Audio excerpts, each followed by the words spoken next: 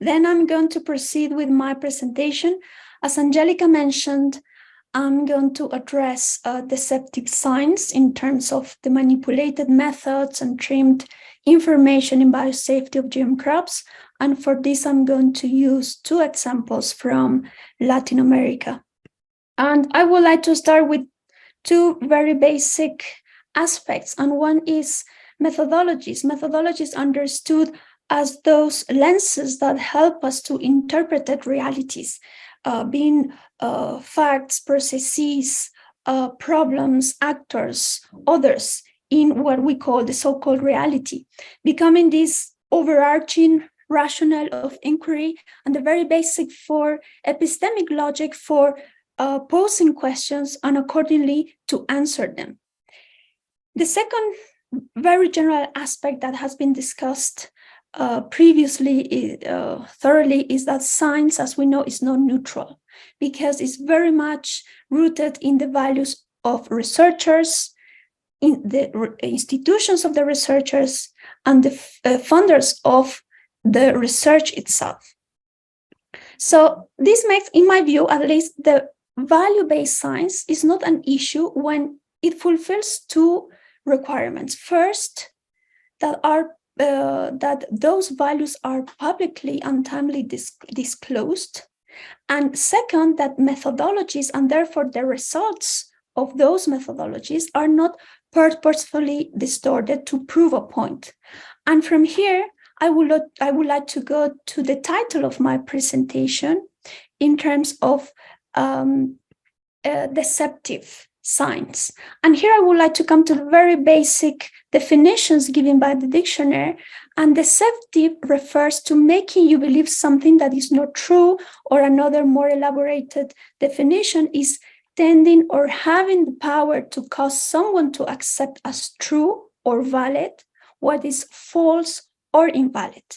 And I would like to develop a bit further this second definition because it includes a very important element, which is the aspect of power.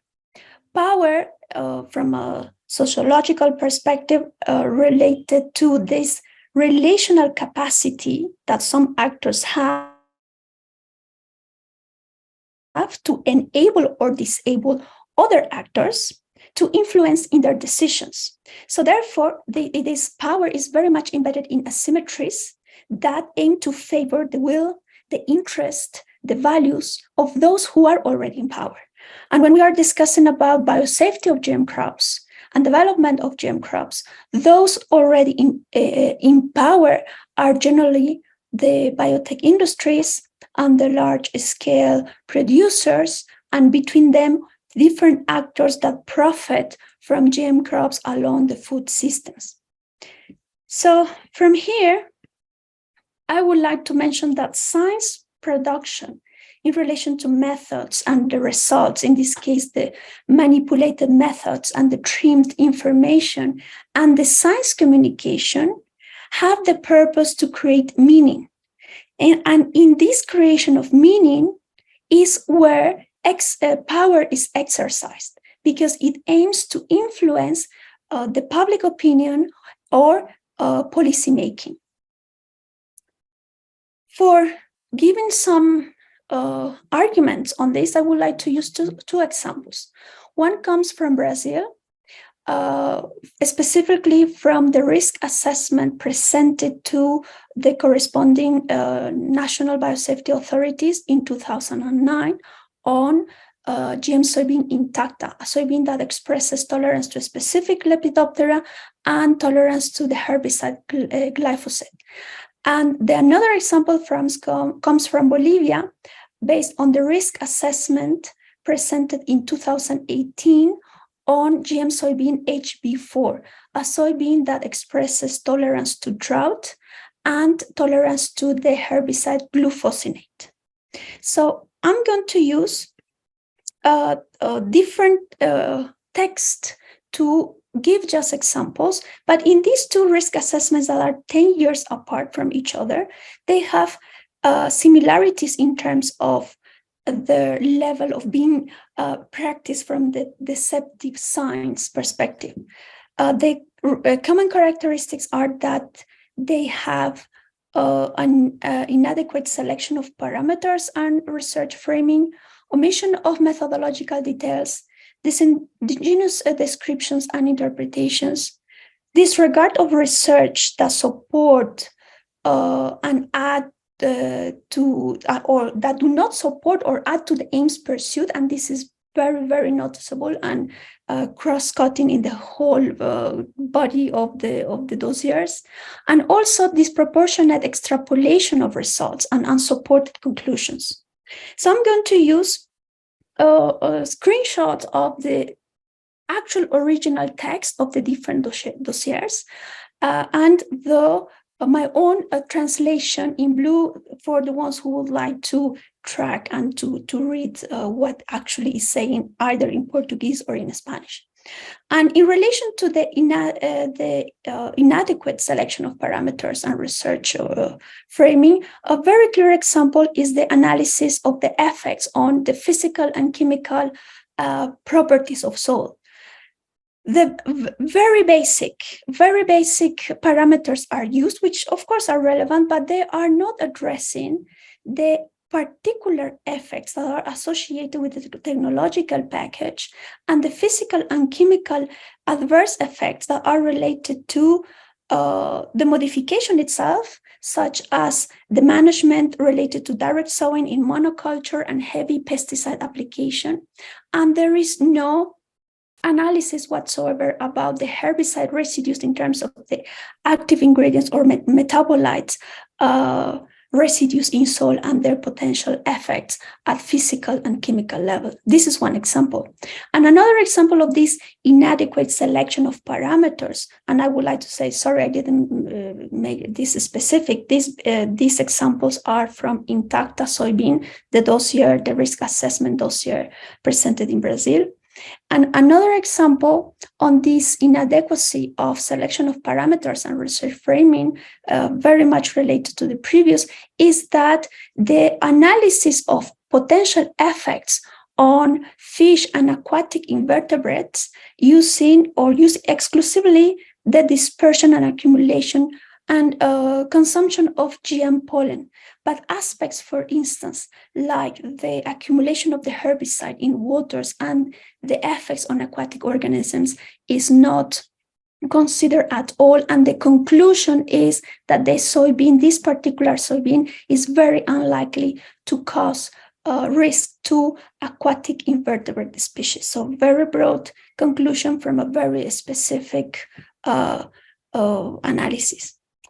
In relation to omission of methodological details, this is, in my view, this is quite interesting because in relation to the effects of the gene expression and effects on insects that are not the target pest insects, there are studies done on, and the indication of the species used for the analysis is very broad, such as defoliating insects, pot damaging insects, sucking insects, mites, aphids, but no indication of the specific species is provided. So we don't know what mites, what aphids, and there is no such indication in any part of the dossier, not either the practices that are being applied, that the researchers claim to apply, such as integrated pest management or good agricultural practices. This is not mentioned in the dossier.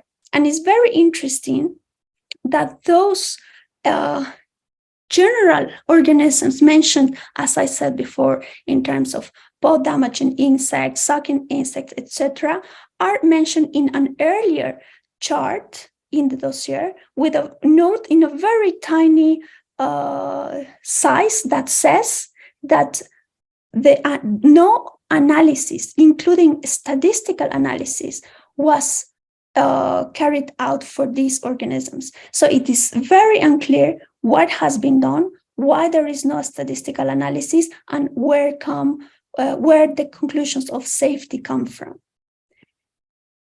Also, in relation to omission of methodological details, there are, in this case, in relation to the studies on effects on non-target organisms, 8 species were studied, but from these 8, only One is provided the methodological details in another paper.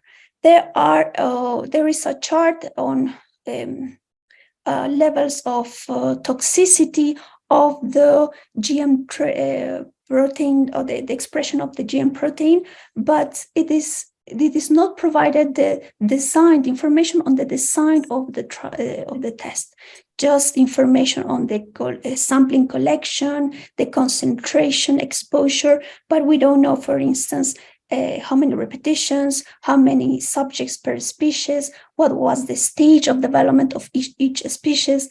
That's not informed. And I would like to say that these kind of omissions do not happen only in ecological risk assessments, but also in socioeconomic assessments. And here comes not from a risk assessment, but from a study, a very thorough study of the literature on socioeconomic effects of GM crops. And we were puzzled to know that for a very important percentage of a very important sample, 410 articles, studying socioeconomic effects of GM crops, do not mention what is the GM crop that has been researched, the trait that has been researched, not the country where the research has been carried out, not the group upon which the effects are being studied. So it's very important gaps and omissions on methodological aspects.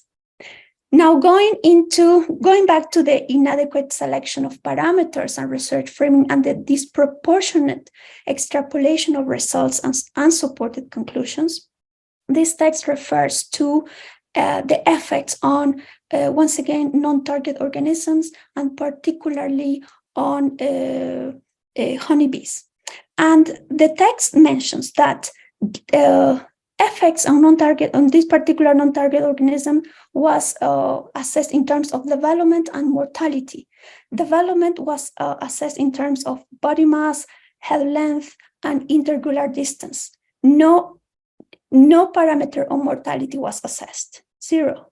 But it is concluded that the protein, the protein synthesized, does not cause any effect on the bee larva, and it's unlikely to have alterations, or these results are going to be different in the field.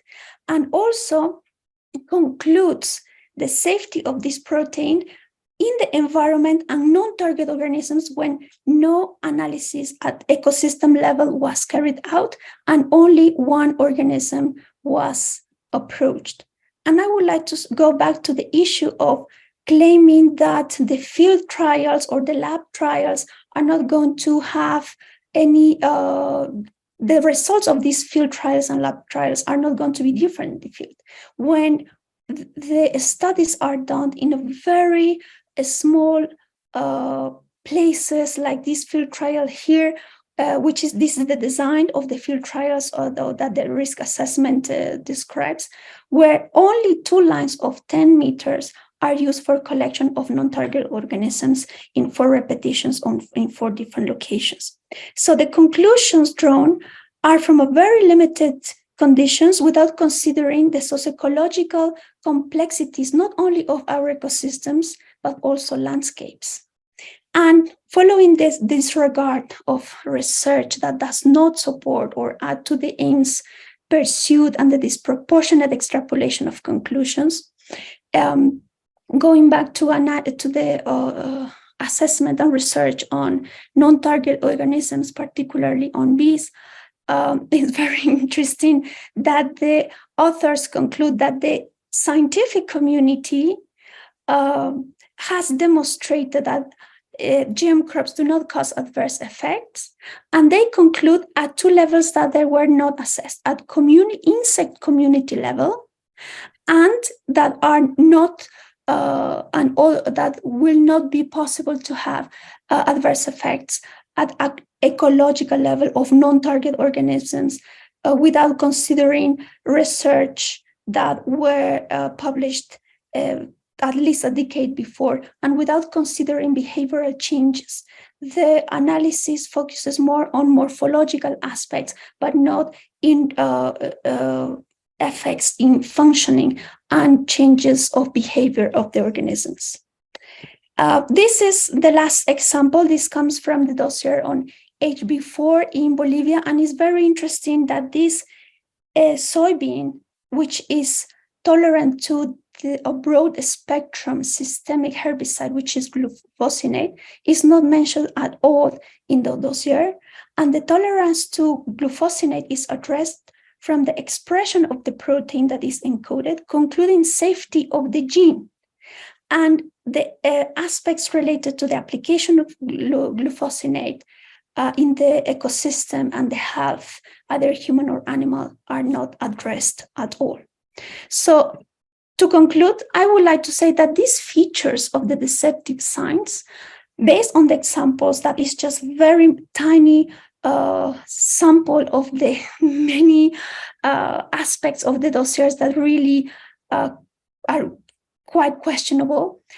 These features are deliberate and instrumental decisions to shape and control the research findings, and are based on an epistemological perspective and an ethical research positioning that neglects the complexity of systems, the interactions that are happening among the components, the functions, the merging attributes of the interactions among those components of the systems, and in the interaction of the other systems around, and do not consider the associated effects and therefore not the uncertainties. So based on that comes the question, what is the kind of science we need to overcome this mispractice of science communication, and this attempt to create a meaning that does not correspond to what actually happens in complex systems? So some of the key attributes are, first of all, to be transparent, and as I mentioned before, and transparency is very much related to participatory science, where different actors are included. So we are talking about an inclusive science that also considers the different systems of knowledge between the disciplines, among the disciplines, but also the different actors that hold the different systems of knowledge, to make it systemic, to make it responsible, committed with the whole ecosystem, but also the societies, in order to be restoring of the all damages and crises, socio-ecological crises that we face, to be transformative. So these are kind of the proposal of the key attributes needed for a different science that is responsible and contributes to transformation.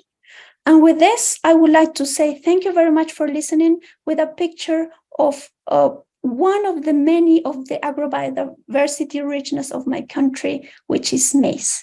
Thank you very much.